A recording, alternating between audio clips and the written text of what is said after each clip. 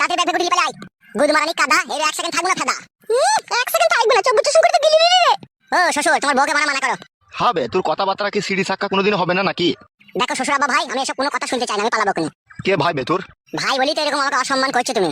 তুমি যদি আমাকে জামাই ভাবতা ঠিক আছে তাহলে কোনোদিনও খারাপ জিনিসটা মনের মধ্যে ভাবতে না। তোমার মনে কত খুব মতলব তাহলে ভরা আছে, তুমি একবার বুঝিয়ে দেখো। সে শাশুড়ি হয় মায়ের মতো অন্ধকারে নিয়ে তার ঘরে ঢুকিয়ে পড়েছিলাম আমি, কিন্তু তোমরা তোমাকে খারাপ ভেবে নিলা যে আমি কিছু কুকাজ করার জন্য ঢুকেছি। কিন্তু আমার মনের মধ্যে কি আছে কি না আছে তোমরা খোঁজ করে দেখলা না, তোমরা খারাপটাই ভেবে লাগে। তুই কি বলতে চাইছিস কি? বালমুকুচুদা শ্বশুর চুলটা তো তোর বয়সে পাকে নেবে, তো তুমি যে কলফে পেকেছে। তার মানে তুই কি বুঝাইতে চাইছিস কি আমাকে? তুমি তো ভালো বুঝো না, তোমাকে কি বুঝাবো? হাঁটা বন্ধ করবে এরম কুচুদা শ্বশুর, নাহলে আর হয়ে দেবো মুখে। এ পালা পালা পালা পালাবে আমার বাড়ি থেকে পালা। শালা হারামি তুই তো কাল মদ খেয়ে পড়েছিলি বে, আর শাশুড়ি তো পেটে যন্ত্রণা করে ছটফট করে মরছিল বে ঘরের ভিতরে। জিজ্ঞেস কর তোর বউকে। মা কালকে তোর পেটে যন্ত্রণা করছিল? হ্যাঁ রে মা, তোরা যখন ওই বাড়ি গেছিলি তখন পেটে খুব যন্ত্রণা করছিল, মধ্যে আমি ঘুমিয়ে গেছিলাম। কখন যন্ত্রণা করছিল তোমার পেটে? ও শালা মদ খেয়ে পড়ে থাকবে তাহলে জানতে পারবে।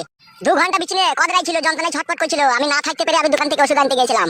আমি ঘরে ঢুকে যাহা ওষুধটা দিতে যাবো শাশুড়ি তখন চিল্লিয়ে মাত করে দিল, আসল কথাটা জানলো না জামাই কিসের জন্য এলো না আইলো, দিয়ে খারাপ ভেবে নিল আমাকে। সত্যি করে বলছো তুমি? এটা কে? ওষুধ তো বানা এটা।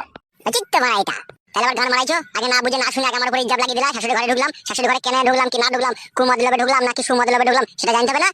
তা বললো বাপ জামাই শোনা আমার আমাকে ওষুধ দিতে এসেছিল, আমি বুঝতে পারিনি বাপ। তুমি যে নোংরা, তুমি যে চরিত্রহীন, তুমি নিজে খারাপ বলে সবাইকে খারাপ ভাবো।